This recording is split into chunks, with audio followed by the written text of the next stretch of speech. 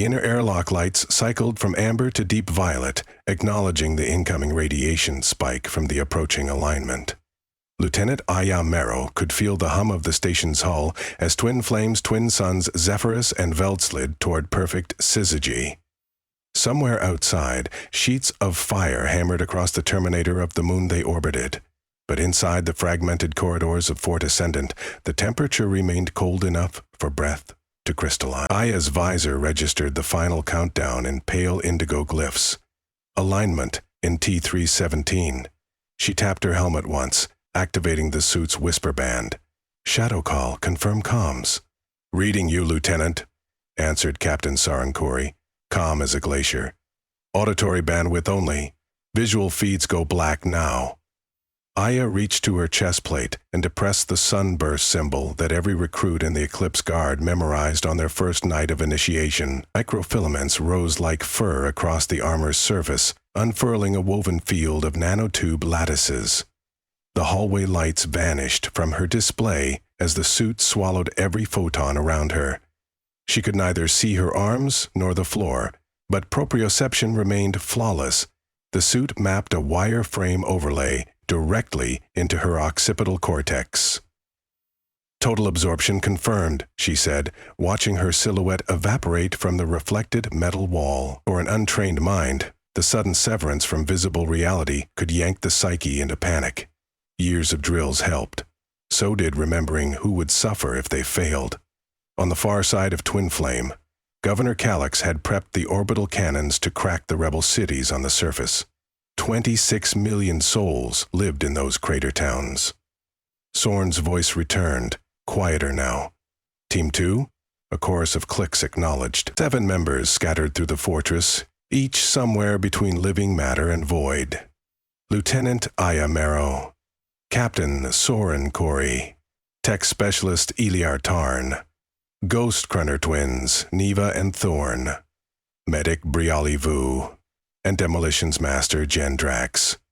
They were starlight turned shadow, following the single rule of their clandestine order. Light belongs to all, not the few who weaponize it. Aya inhaled sharply. Even with filter, she smelled the coppery tang of hydraulic fluid leaking from an overhead conduit. Unchecked, that drip would be a glaring beacon in normal darkness, but in absolute lightless stealth it was nothing but a waypoint in her internal grid. She ghosted down the passage, boots magnetically muted. Yaimond in T-158. Checkpoints? She asked, subvocal cords vibrating. Doors Osiris North and Janus East sealed, Eliar responded. I'm patching the override keys into your heuristic network. One pulse and they'll open without exterior change. Eliar was the only member who still spoke with excitement when nerves should win. The rest had buried their anxieties under rituals. For Aya, that ritual was cataloging small details. The scratch on her gauntlet from training, the micro tear near her right thumb, the 93 heartbeats per minute instead of her usual 76. She reached Door Osiris. To an external camera, nothing moved. An empty corridor remained undisturbed. She raised her palm, still invisible even to herself, and projected the code Eliar had planted. The door whispered aside. On the other side, 2 soldiers in Commonwealth bronze watched surveillance feeds scrolling across holo displays. They were playing cards while Fort Ascendant's guns warmed for annihilation. Aya stepped within a meter. She couldn't see her own hand, so she used math, target height, angle, muscle memory. A quick thrust to the base of one guard's skull. The short blade slid between vertebrae with surgical indifference, the blood absorbed before it could splash. She pivoted, disabling the second guard with a pressure strike to his brachial plexus, then induced unconsciousness with a carotid pinch. Zulid shouted, "Oh, Parnet, lo Podne," in no kill, unnecessary. The first guard, unfortunately, would not stand trial. War had never promised balanced ledgers. In her heads-up overlay, the fortress's spinal corridor appeared as hazy lines. The cannon's power conduits lay 3 decks below. According to Recon, an auxiliary failsafe, an enormous iris of reinforced ceramics, would close exactly at the moment of alignment, to shield internal coils from the compounded stellar flare. If the guard waited until after the iris sealed, the guns would remain intact and they would lose their window. To destroy them, demolition charges had to be placed while Zephyrus and Velt crowned the same horizon, when radiation levels jammed cameras and powered suits simultaneously. She was halfway down the stairs when Thorn's urgent hiss broke the soft hum of bone conduction. Movement in Vector 980. Patrol of 4. Let them pass, Soren ordered. They're scanning magnetics, Thorn countered. If they flip to infrared, the suits will still dampen, but boots might leave residual heat. Need diversion. Eliar, can you pop ventilation grid F-23 to spin their helmets? Gimme. Okay, done. Fragmenting coolant alarm in that section. Through her overlay, Aya saw the patrol's markers divert. Dorn muttered appreciation. The operation resumed. Obligation in tip 049. Silence. Then the moan of alloy plates shifting as the fortress adjusted to tidal forces. Aya hit the reactor deck and found Soren already kneeling over a console, manipulating a tactile interface he couldn't see. His suit's inertial map highlighted glyphs under his fingers like braille of pure thought.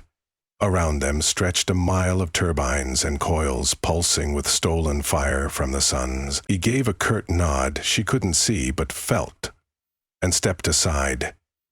She opened an insulated pouch at her hip and withdrew a string of compression charges, no larger than playing cards, each containing exotic matter that would unravel titanium carbide at the molecular level. She placed them in triangular arrays along the coolant main, magnets clicking onto pipes soundlessly, every motion timed with her pulse. Her internal clock blinked red, alignment in T022. Charges armed, she whispered. Gen, you're green. Copy. Gen's voice, normally jovial, came as a frigid gust. Syncing remote trigger, window for detonation, 3 seconds, aligned at peak overlap, brace for seismic recoil. Aya stepped back.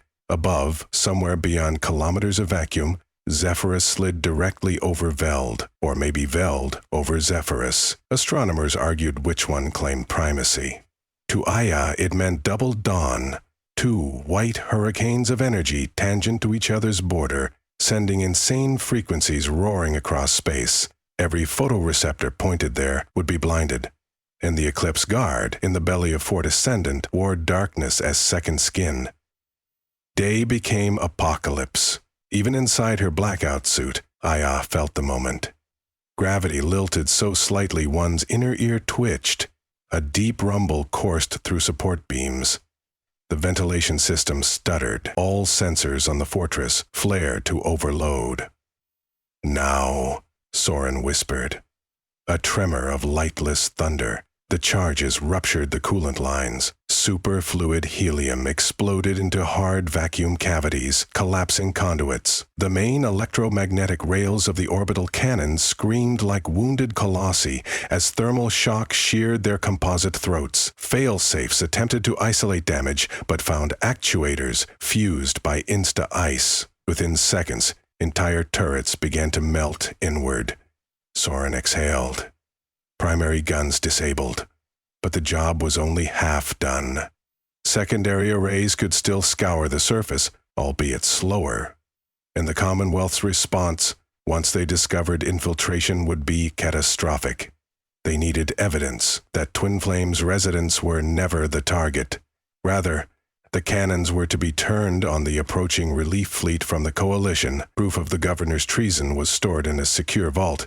Team 2, shift to Objective D, Soren said. Aya, with me. Thorn, Naiva, corridor sanitation. Briale, pick up any wounded. We don't leave ghosts in our wake. They ascended a maintenance shaft, magnets throttled down to micro levels to prevent audible thunking. Aya's hand slid along rungs she couldn't see, trusting the suit's simulation. The synergy of blind and mapped motion held a strange beauty. She could perceive the building as though she were its lungs. Thorn signaled. Cleaning crew, inbound, drone swarms. They'll reach the blast site in 40. Plenty, Soren replied.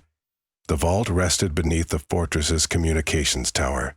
Its security-recognized retina, DNA, and psionic signature. Eliar had cracked the first two by harvesting biosamples during earlier recon, but the psionic key required a living surrogate, Governor Calyx herself. She was not on the station. She broadcast orders from an orbital yacht. Option B, Eliar muttered. I can spoof a partial trace if I hijack the tower's quantum memory. Gives us 75% fidelity. Run it, Soren ordered. Aya reached the vault antechamber. Security bots rested in alcoves, powered down after the radiation spike forced a momentary system's cold sleep. She skated across glossy polymer tiles, every step algorithmically calibrated to leave no thermal ghost trace. Eliar's override pinged. A single tone vibrated through her skull. The vault iris dilated. Inside, black quartz shelves held gold data cylinders, each glowing faintly with internal light. The reflection vanished on contact with her suit. She located cylinder FS9B, marked with a nightingale seal. Coalition spies had said that seal contained the kill chain for the relief fleet. She slipped it into a shielded pouch. Package secured. Sudden childhood memory flashed, her mother singing by a window as distant storms thundered. Aya pushed it away. Focus remained. Extraction path, she said. Service tram to Pod Bay Delta, Soren answered. I've hijacked the rails. They turned. A low chime chimed overhead. Systems restore complete. Cameras re-engaging. Cloaks up, people, Thorne warned. Their suits were still absorbing everything, but sensors might detect gravitational distortion or pressure fluctuations. It was time to be wind, not stone. Aya synchronized breathing to footfall, 3 counts in, 1 out, as she glided down the corridor. The tramcar arrived, doors opening to emptiness. All 7 suited ghosts entered. Eliar linked into the tram's nervous system. We'll be at Delta in 103 seconds. After pod launch, station defenses will attempt to track engine flare. I recommend cold drop into Cataclysm Trough, free fall to stratosphere until we clear detection. Copy, Soren said. The tram moved. Through its transparent wall, the fortress interior streaked past in mute star lines. Far below, ruined cannon bores belched sparks into vacuum. Emergency strobes alternated red and blue, unable to decide which disaster protocol applied. Aya found herself wishing she could see her comrades' faces, just to exchange a glance of reassurance. The suits offered anonymity bordering on nihilism. Perhaps that was why the Eclipse Guard required them. Every mission meant dissolving the self into principle. They reached the pod bay, the door irised. The guard squad posted there was mid-argument about sensor anomalies. Aya, Soren, and Thorne were already through before the soldiers registered anything. Neva looped left, slicing power to the bay lights. Darkness fell. Non-absorptive darkness, but still enough to equalize. A brief scuffle, rifles unclipped, safeties disengaged, then disarmed. Briale administered non-lethal toxin to the last soldier. He slumped quietly. No alarms, Pod cited, Jen said. 3-seaters each. Pair up. Aya and Soren took Pod 6. Interior lights died the moment they settled, courtesy of Eliar's infiltration. Aya could barely discern her own kinetic joints. Everything remained black. Eject in 5, Eliar counted. Aya braced. She'd done orbital drops before, but never in a stealth suit that thrived on absence of heat. The pod's thrusters would ignite. The challenge was to lose that trail before station targeting arrays rebooted. Go! Acceleration slammed her spine. G-forces folded her ribs like origami. The pod spit from its rack, twisted into vacuum over Twin Flame's volcanic marble surface. Behind them, station floodlights surged to life, scanning for any speck of motion. Trajectory nominal, 82 degrees, computer voice announced. Then the external thrusters cut, replaced by silence of freefall. Without acceleration, weightless calm returned. Aya felt her organs float. Deploy bluff foil, Eliar ordered. Small canisters fired from the pods. blossoming into clusters of superheated shards brighter than fusion flare. Station targeting immediately locked to them, releasing interceptor drones. The genuine pods, now engines off, curled downward like meteors, lacking flame. Crosswind 2023 knots, Brial noted. Course adjust after terminal. Twin flame filled Aya's viewport. A scorched, magnificent world of calderas, lava rivers, and glimmering oasis cities built on cooled basalt. Somewhere among those cities waited the families who thought the sky itself had turned traitor. Her suit's external temperature gauge plummeted. Re-entry plasma ordinarily painted pods with luminous skins, but ablative ice plating melted instead, wicking heat away in dispersed vapor. They remained invisible even to ultraviolet. Altitude meter spun, 90 km, 70, 50. At 40 km, microchutes deployed 30 signatures. They slowed, mimicking falling debris. Aya felt a gentle tug as rotation stabilized. "Soren?" she asked through micropulse. "Status. Everyone green," he replied. "Prepare for glide release." 12 cams. The pods split open, halves fluttering away like discarded seeds. Each operative rode a winged gravcloth, essentially a personal parafoil with variable geometry. They rode wind currents, silent sparrows. Aya glimpsed the horizon now. Twin Flame's twin suns still overlapped, though edges were slipping. Once separation reached 6 degrees, camera networks would recover fully. They had minutes. Below, the cataclysm trough yawned, a canyon carved by ancient impact, 3,000 meters deep, riddled with geothermal vents that pumped hot haze skyward. Perfect for hiding. One by one, black flecks dissolved into the gray mists.